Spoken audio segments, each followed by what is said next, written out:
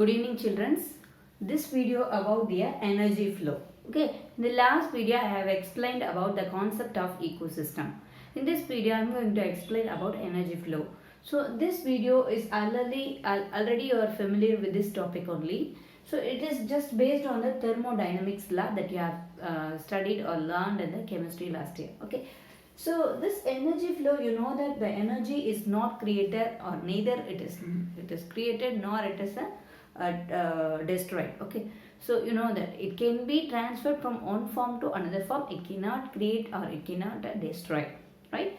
So that is the main definition of the energy, and this energy is generally the transfer to producers and decomposers. What is the meaning? The energy, one particular joules of the energy always denoted in the unit of the joules only. Okay, so the 1000 joules energy which is transferred to from sunlight to producers to decomposers. Decomposers means the dead plants and animals or any other living organism, dead matter will be decomposed by a bacteria, fungi that you know. So that decomposers is taking the energy from the producers only.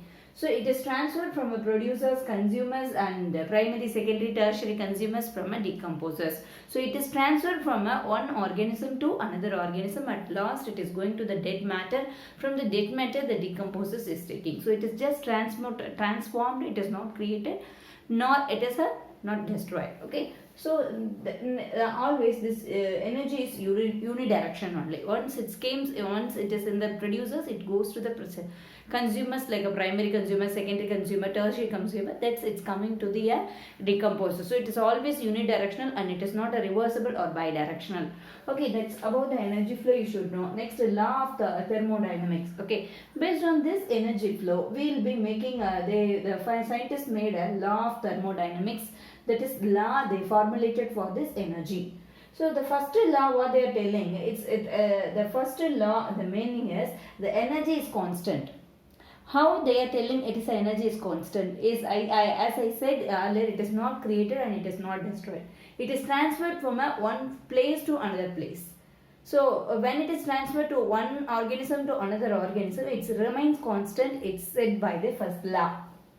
Okay, example they are telling here, photosynthesis process only. What is photosynthesis? 6 carbon dioxide molecule is there, 6 water molecule is there. Along with this you will be having a chlorophyll. Okay, so this chlorophyll, by using of the sunlight, that is light energy, is harvested by the chlorophyll of the plant, and also it uses there some carbon and hydrogen in the atmosphere, and it is converted into organic matter or the food or called the starch. Okay, it's called a starch or the glucose you can say, or the starch you can say. So from by using of the sunlight, by harvesting the light energy, and it is converted into a chemical energy called organic matter or the food is produced. So here no energy is produced nor it is not destroyed. So the same energy is here, light energy is converted into a chemical energy. So energy is here transformed, no losing or no gaining of extra energy or no losing of the energy does not take place as per the first law of thermodynamics. So as per the second law, what he is telling, and the second law they are telling in that the small percentage of the energy which is stored in the living tissue, and the remaining part of the small parts means, example I am saying 100 joules of the 100 joules of the energy is liberated, energy is there. So the only the 10% of the energy is taken over by the living organism. Remaining 90 joules will be liberated or the dissipated as a heat. Okay, that's what they are telling in the second law. Okay, the small part is stored in the living tissue and large part is released as a dissipated heat. Okay, so what they are telling here, example, that is 10% law. As he said, as scientists said, the small percentage of the law which is stored in the living tissue, right? So this small percentage of the energy which is stored in the living tissue is stored, but remaining part, major part, 90% of the joules which is liberated as in the form of, or which is released in the form of respiration and also decomposition. Okay, and the respiration and decomposition will releases the lot of energy, so that the small portion of the energy is used. Remaining all it is liberated or released as per the second law. And this law also explained by the scientist in the year of 1932 by the Linneman. Okay, he said it is a law. He formulated one law for the second law, that is the 10% law.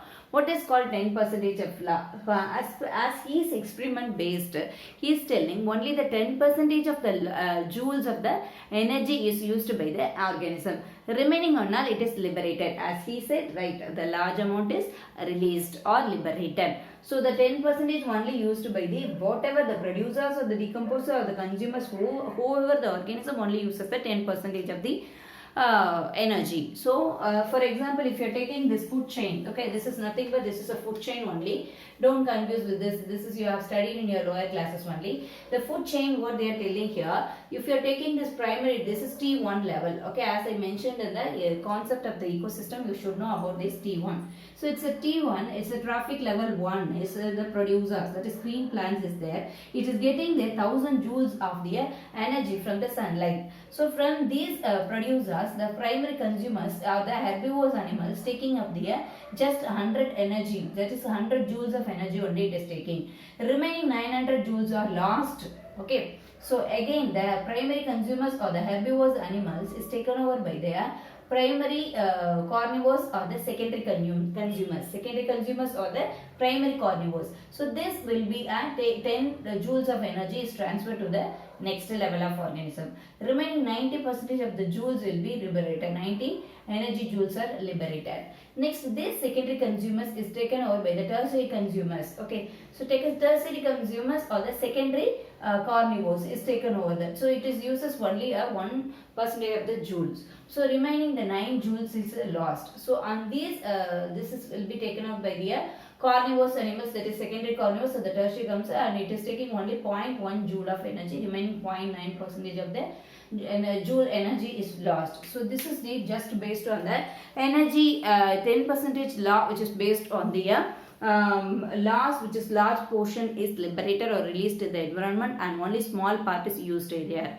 So that small part only present in the living tissue, remaining part is dissipated as a respiration as well as decomposition. So this is your 10% law and energy flow. So thank you students. Thank you.